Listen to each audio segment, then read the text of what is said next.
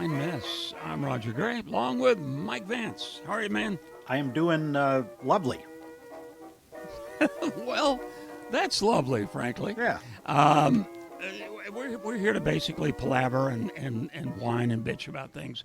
And But the we have first thing I facts. want to whine. We have facts, What? Roger. We are telling Oh, well, yeah, we are yeah. telling No, the no, no. truth. We are informed. So it is not just whining, it is informed whining. Well, the informed part. But let's do start off with something.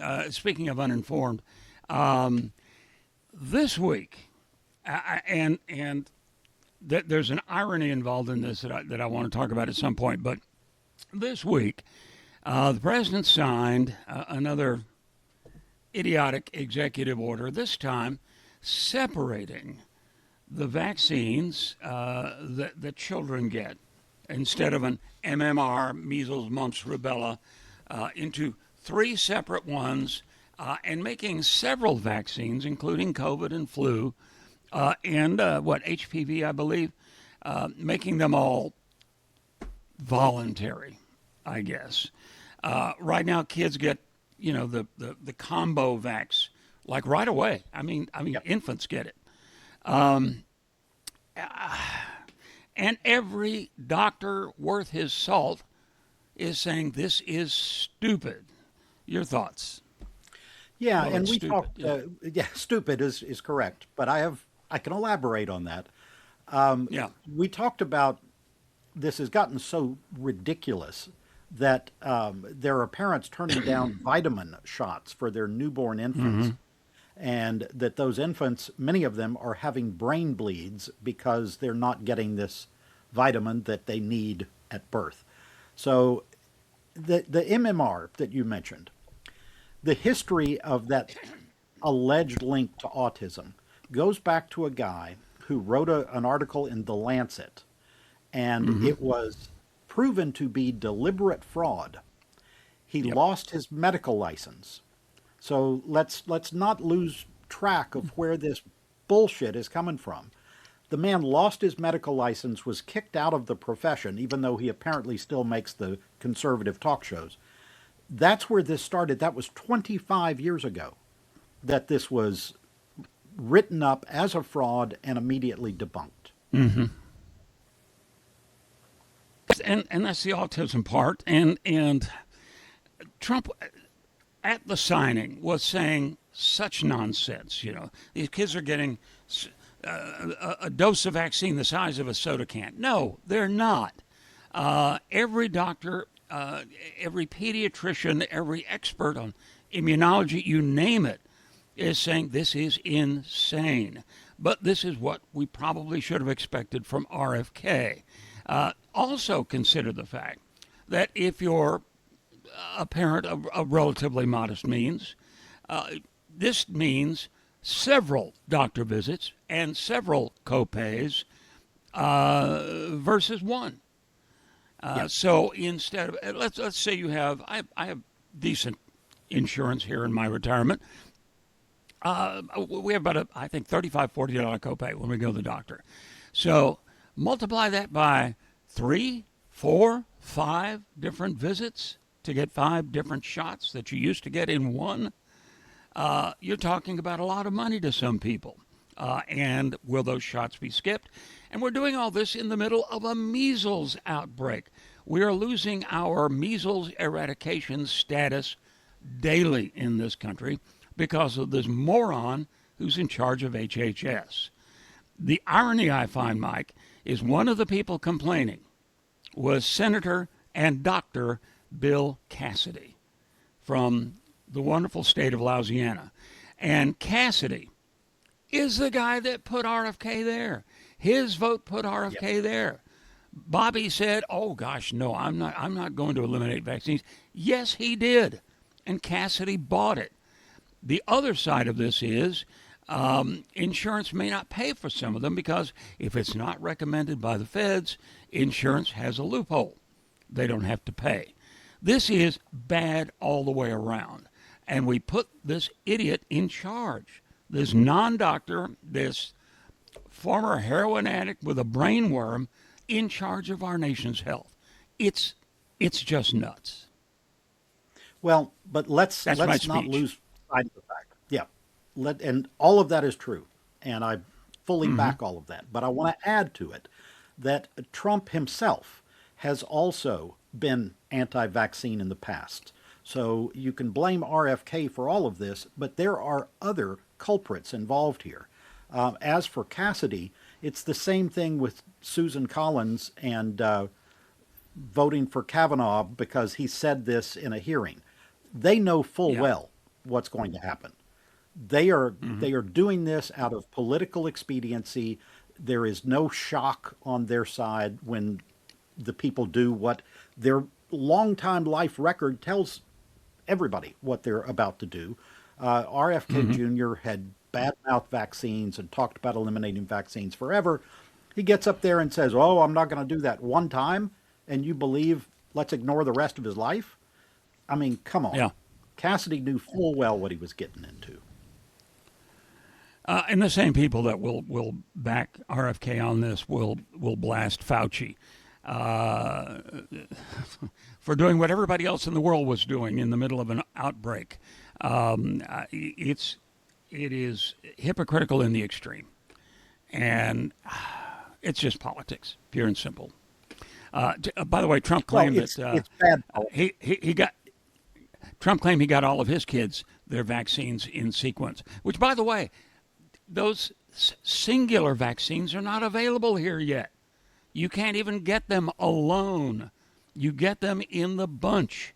I had, when I was in second grade, and I know it was second grade because I have a book in this bookshelf behind me that was given to me by my second grade teacher when I had a terrible bout of what we called red measles back then. There was no vaccine when I was a kid. And I was housebound. Doctor said for me to wear sunglasses because your eyes are very sensitive to damage when you're dealing with that. I was lucky. I got through it just fine, and my sister didn't catch it from me. So I know what it's like. And now you don't have to go through that.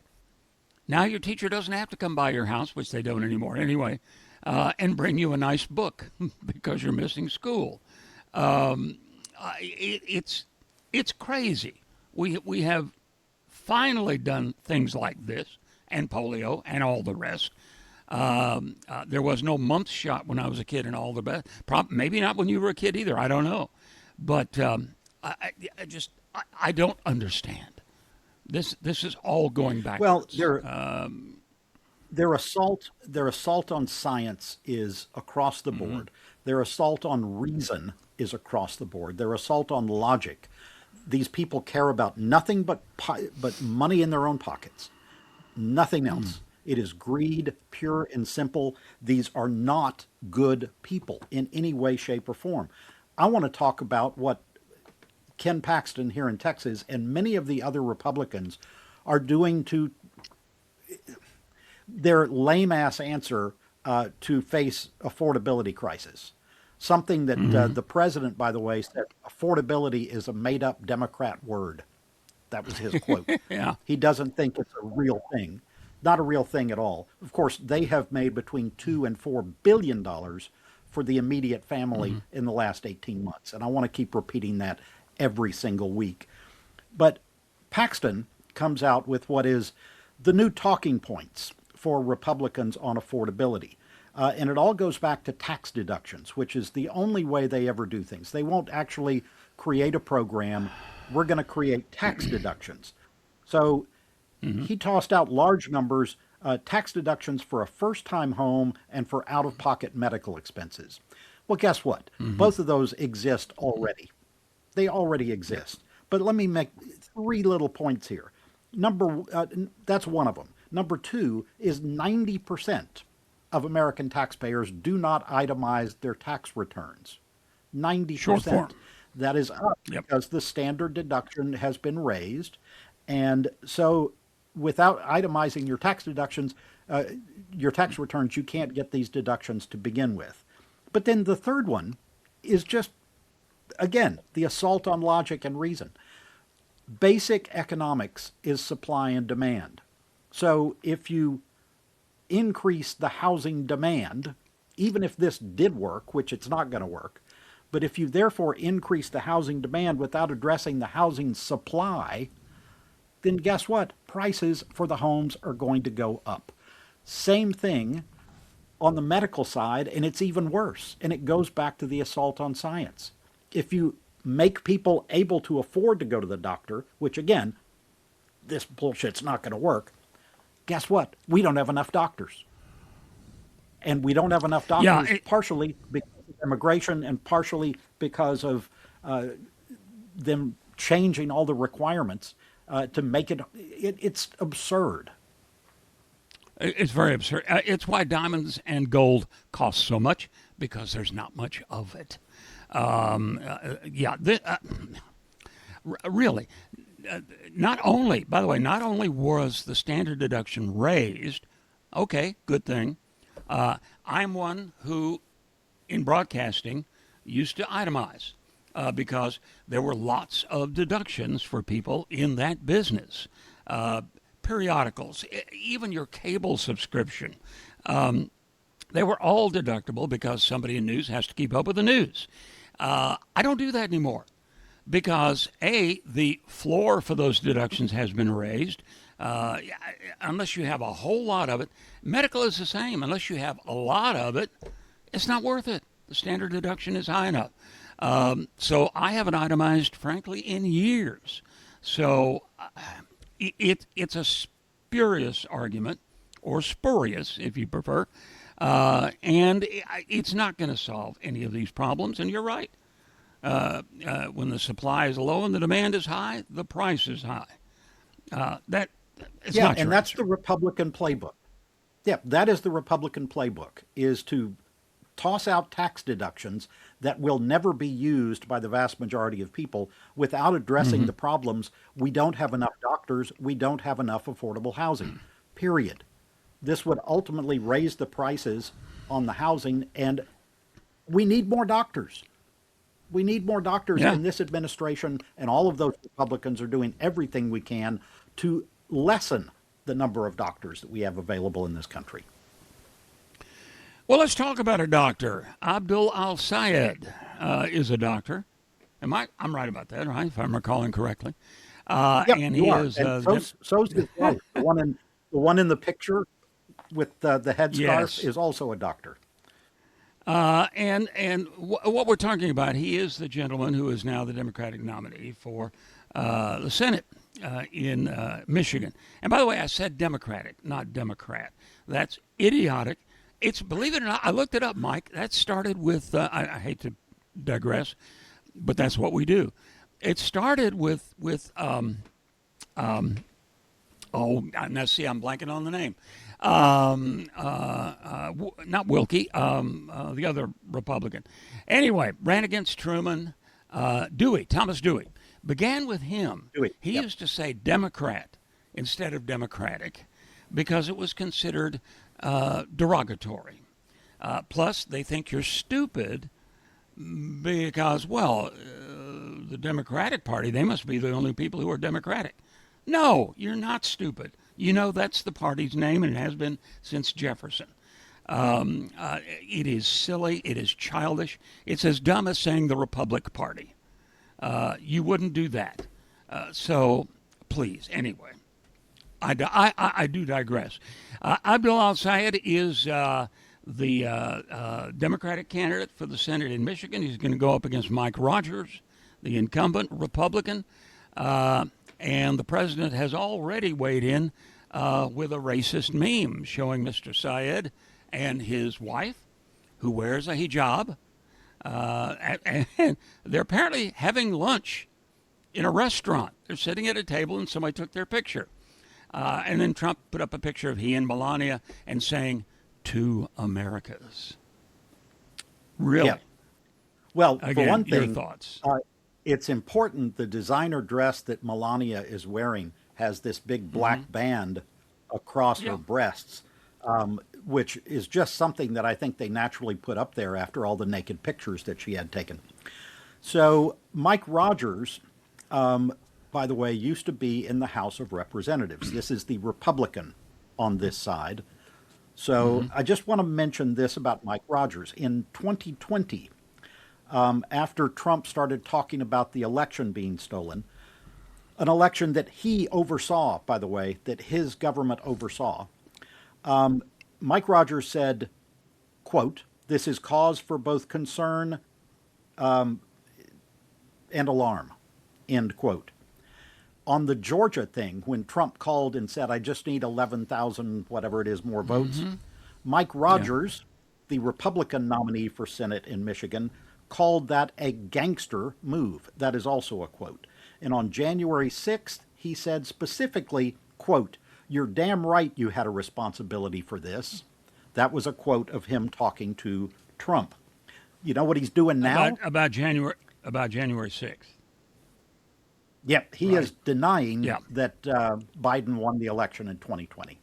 So say what you want about the Democratic nominee, the Republican nominee is full of it. Well, Your turn. and well, I can't argue with that. I can't argue with any of that. No, and this gets back to something we were talking about, and I wrote about last week. The inability of people to give a straight answer to simple questions. And believe me, to some extent, this goes both ways. The most obvious question is who won in 2020. Nobody who is up for nomination, being questioned by the Congress for a nomination, nobody is willing to say, yeah, Joe Biden won. We know that. We saw it. It happened. Why? It is so craven. It is so spineless to be unable to say that because you might tick off the guy in the Oval Office. Yeah, it's nuts. Obviously nuts. And to perpetuate this fiction. Georgia is a red state, for goodness sakes. They went over that vote, what, 3, 4 times? They canvassed the votes. And Republican state officials said, I'm sorry, that's how it came out. That's the breaks. You win some, you lose some. So this whole fiction is going to lead us to perhaps one talk show host, conservative talk show host, told the president in an interview this week that, hey, you ought to think about declaring an emergency and federalizing the election coming up. And the president's response was, well, stranger things have happened. Actually, no, they haven't. That would be about the strangest. And it would be unconstitutional. It would be illegal. And the fact that it's actually being discussed and considered, I find a little frightening, to be honest. Well, it's beyond a little frightening. That's where I am. It's extremely frightening. Yeah, it's extremely frightening. And he has already multiple times, another one happened this morning, had his mail-in ballot executive order where he's trying to stop mail-in ballots. He has already had that knocked down in federal court by different federal judges multiple times. Another one, as I said, happened this morning. We're taping this on Wednesday. So it's the courts, people appointed by both parties, have said, no, you cannot do this. The Constitution is clear as to who oversees elections. It is the states, and that's the end of the argument. But he keeps pushing out these orders that are unconstitutional on the face of them, and then makes appeals all the way to the Supreme Court. Various courts have given injunctive relief for short periods of time, in knowing that the Supreme Court has to ultimately weigh in on this. So it's thrown everything in the legal system and the election system specifically into complete disarray. In disarray, and it's raising questions, and the gullible out there, if you say it often enough, we've talked about this before, say it often enough and people start to wonder, well, maybe there is something to that. No, there's nothing to that. Yes, are there mistakes made? Do some people vote improperly or even illegally? Sure, it happens. The percentage is minuscule.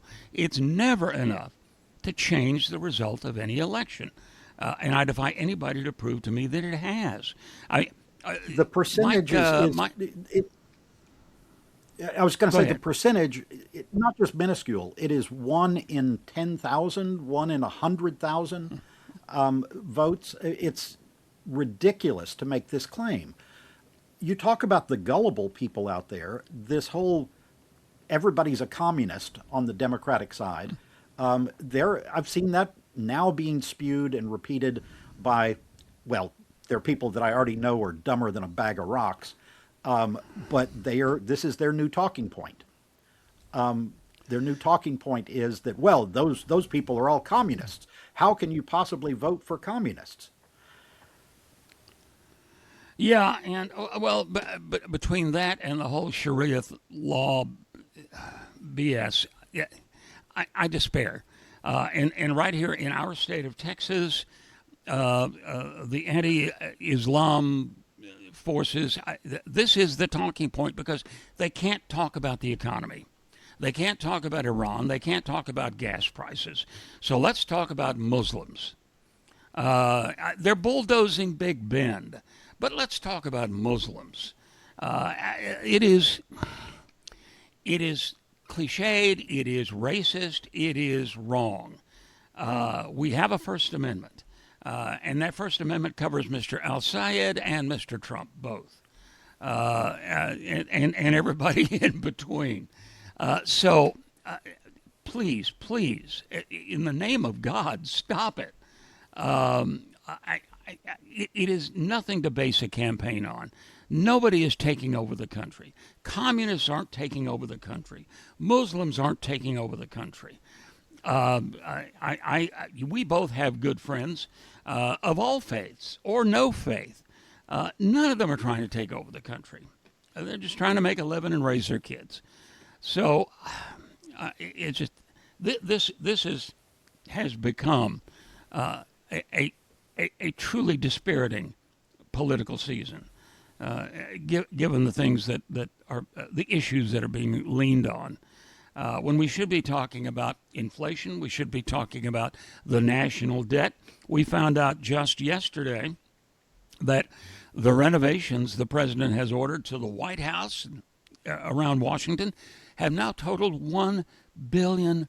$1 billion for gold crap and paved over rose gardens and helipads in front of the White House. Yeah, new columns they're putting up. This is insane. We are horribly in debt, and it's getting worse.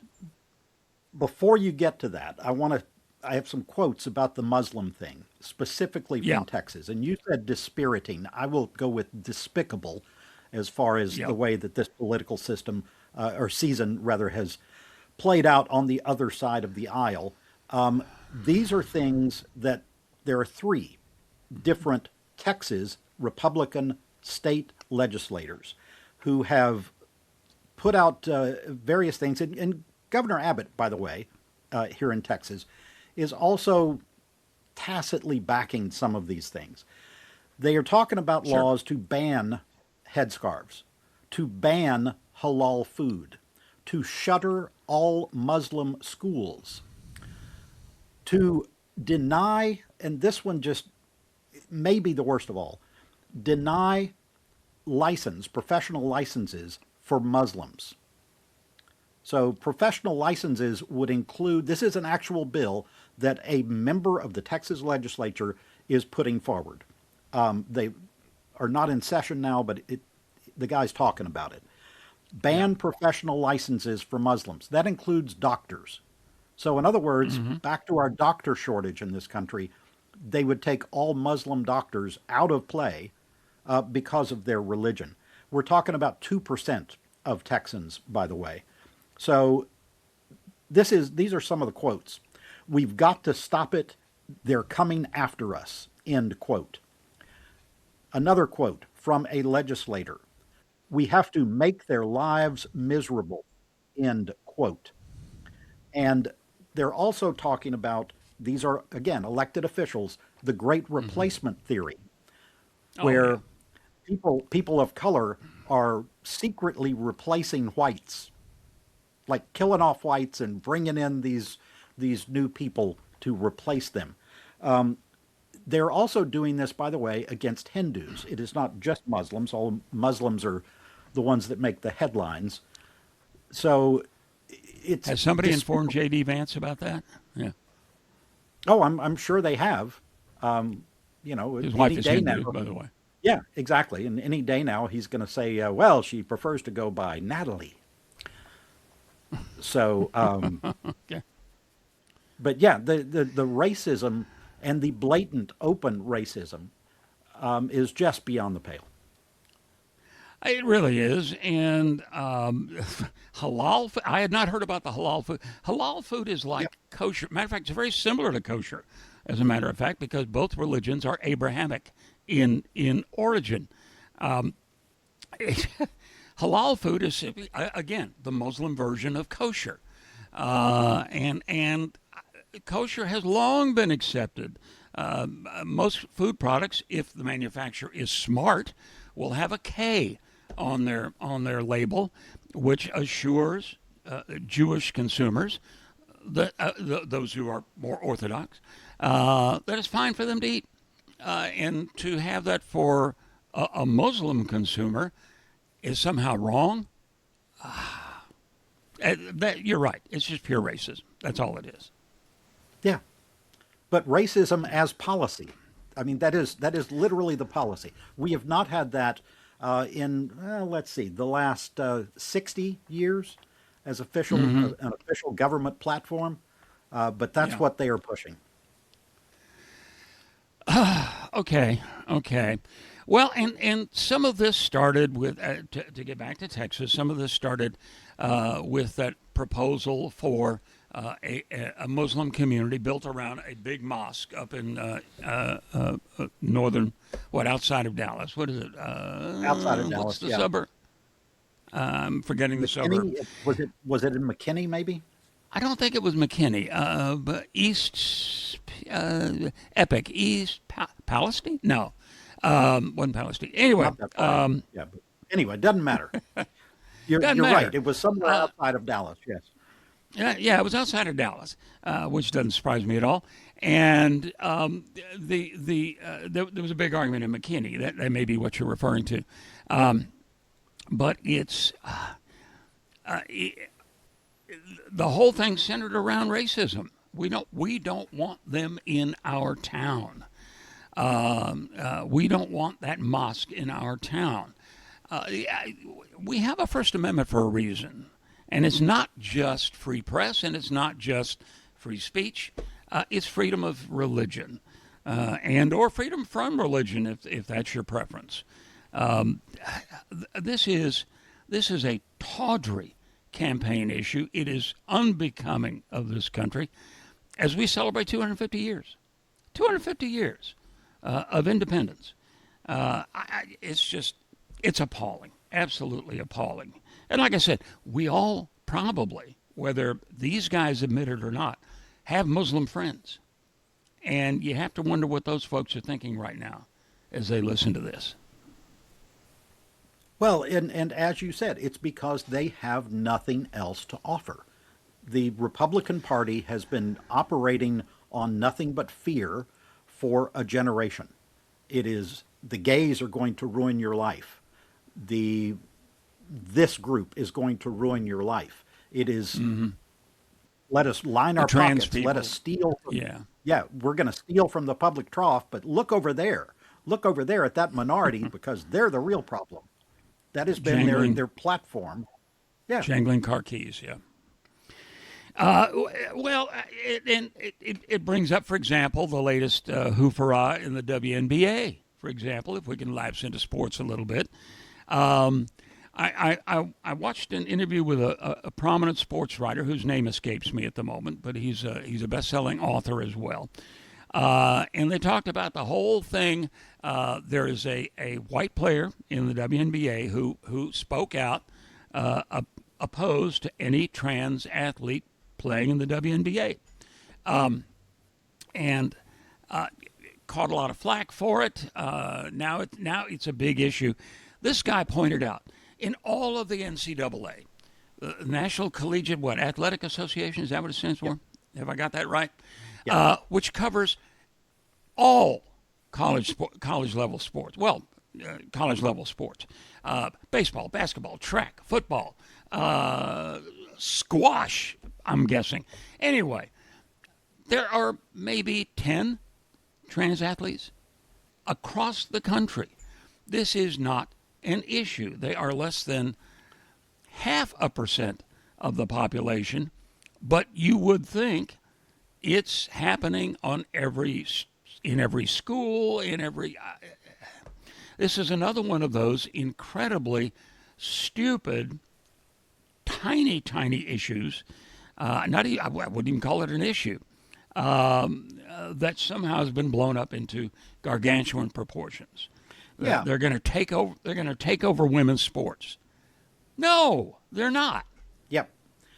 Absolutely, absolutely true. And we have said, both of us have said, it is a losing issue for Democrats. Democrats need to stop bringing it up. Democrats need to concentrate on what's important. This is not important.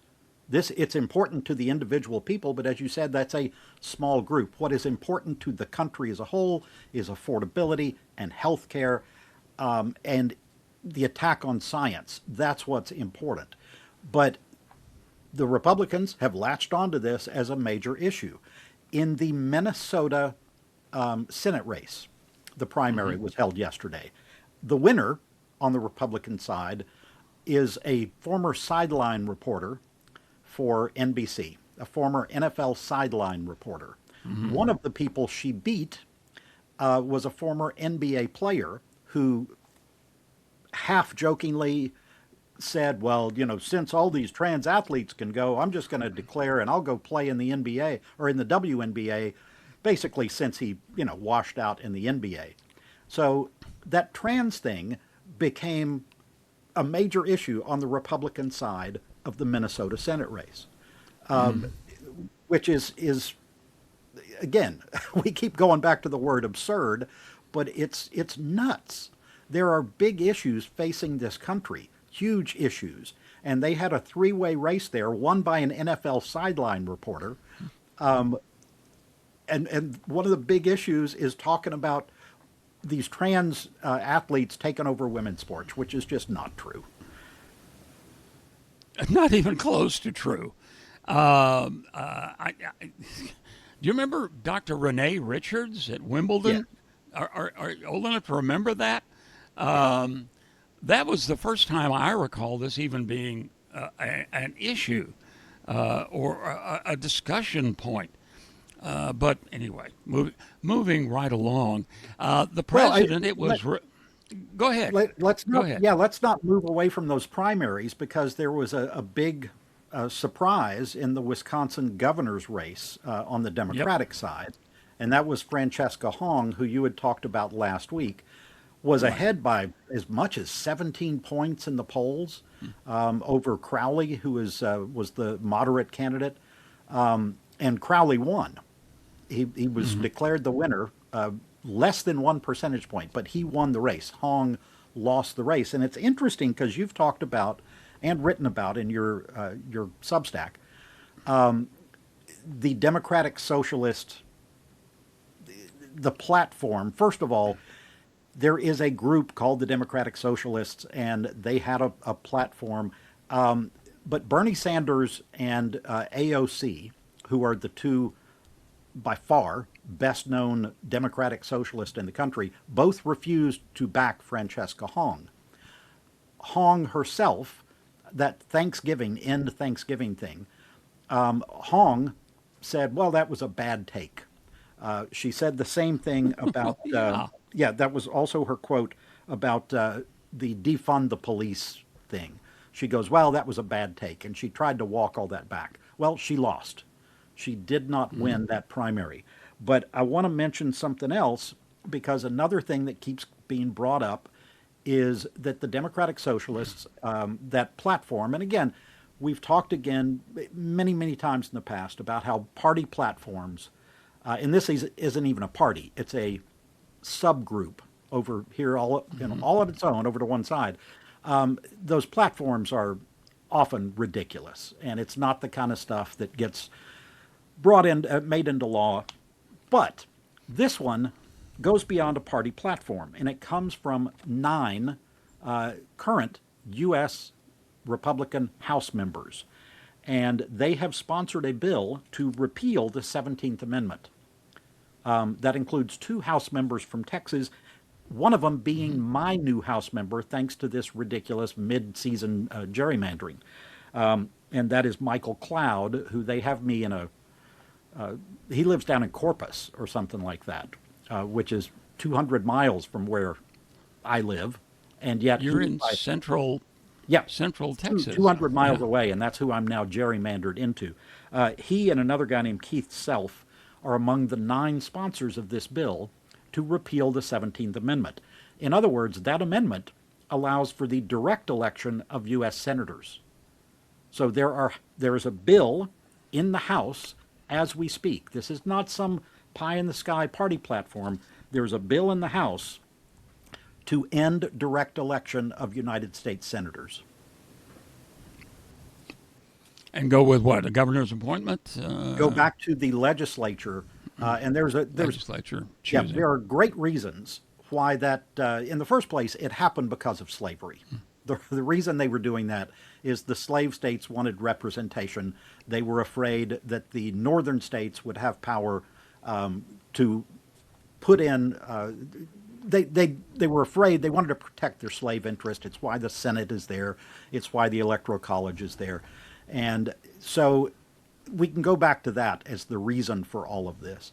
But if you look at the record, that what actually pushed the 17th Amendment in the first place, there were seats in the Senate that were going unfilled for as long as 2 years.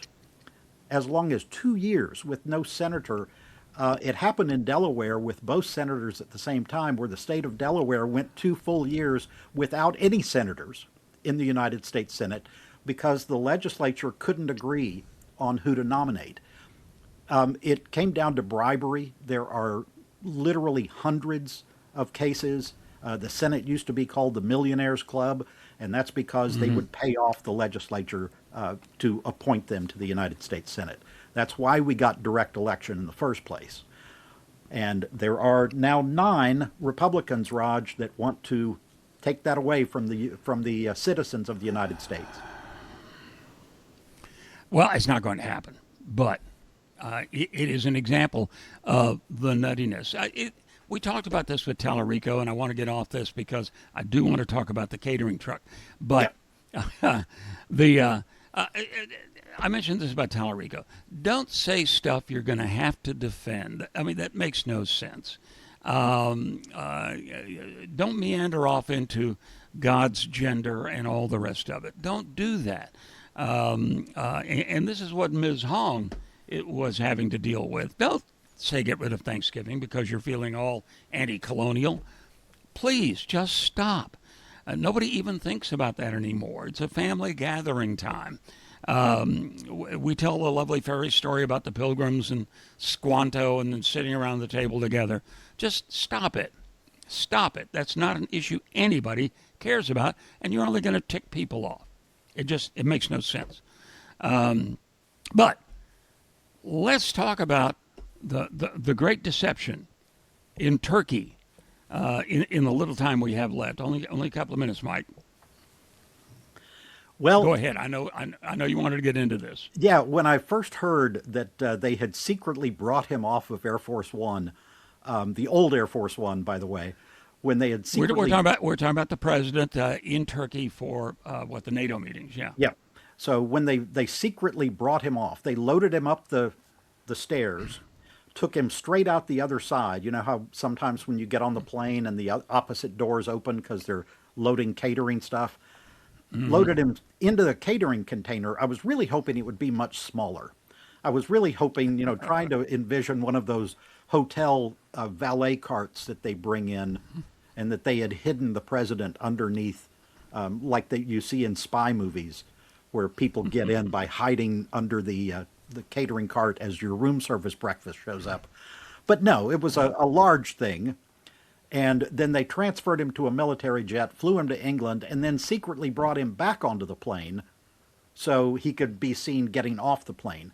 Meanwhile, it was a credible threat that at least that's what his handlers thought.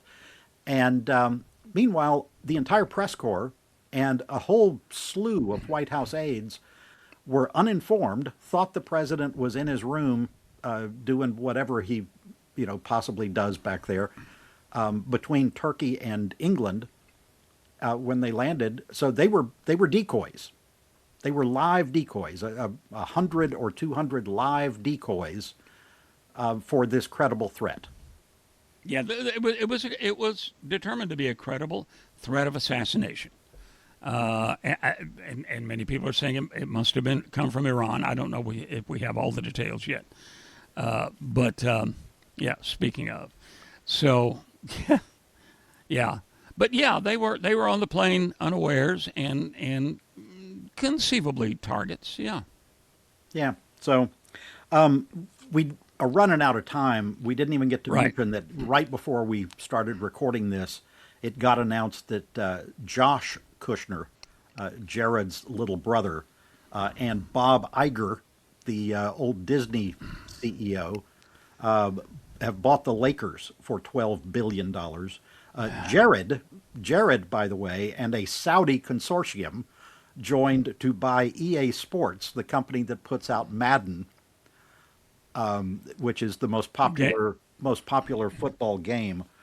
So, yeah, that's part of those billions that they have been getting is going in to now buy the Lakers and buy EA Sports. So when you play Madden, it could be that next year a little electronic Trump will be at all the games on Madden, and the crowd. Well, Mike, as I told you before we started, I'd rather have the Kushners in sports than in government. That's the only saving grace I can see out of that. Hey, quick, let's get to your weird historical fact. Yeah, it's more of a current event fact this week, and that is the Pacific Island country of Nauru, which has historically been spelled Nauru, has officially changed the spelling of their country. So they're changing the name, and it is now still Nauru, but they are spelling it Naoero. Nauru. Apparently, somebody from that island country was on Wheel of Fortune and got up some money to buy a couple of vowels, is all I can figure. But they said that this is closer to the pronunciation that the natives have, Nauru. So that is officially their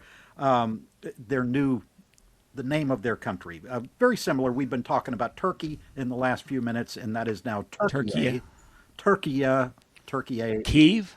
Yep. Or versus Kiev. Kiev, apparently that was always there. But there are other countries. Ceylon has been Sri Lanka for the last couple of generations. But when I was in elementary school, I had a book that I can't even remember the name of the book, but it was a joke book that had to do with history and public affairs.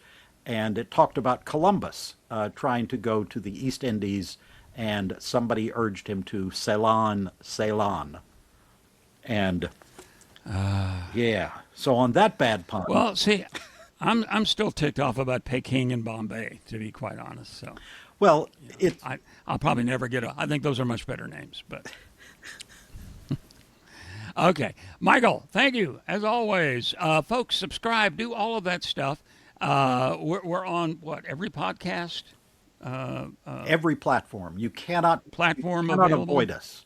Any platform you go to, you can find another fine mess. And in an attempt to increase the growth of this program, Mike, I'm thinking about OnlyFans. I mean, I think, if we do the thing in the altogether, yeah, maybe. Well, back when audience for that. Yeah, when we were doing radio, we had famously No Pants Friday. Because No Pants Friday. Other places had Casual Friday. We decided that we were going to take that a step further, and we did No Pants Friday. Now, thankfully, that was on the radio. Yeah, it was an employee morale thing, No Pants Friday. Yeah, and Mainly our morale. well, we went through a litany of board ops. By the way, very few of them returning on Monday. Yeah. All right, folks, thank you so much. Appreciate it. Hit like and subscribe and all of that stuff, and look for us everywhere. Michael, thank you, sir. Thank Appreciate you. it. And thank all of you for joining us for another fine mess.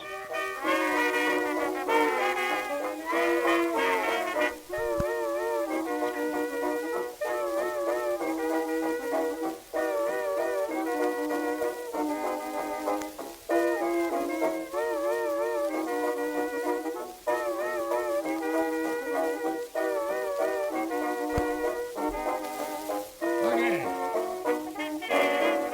We are stopping. Yes. And I need to keep it open while it loads.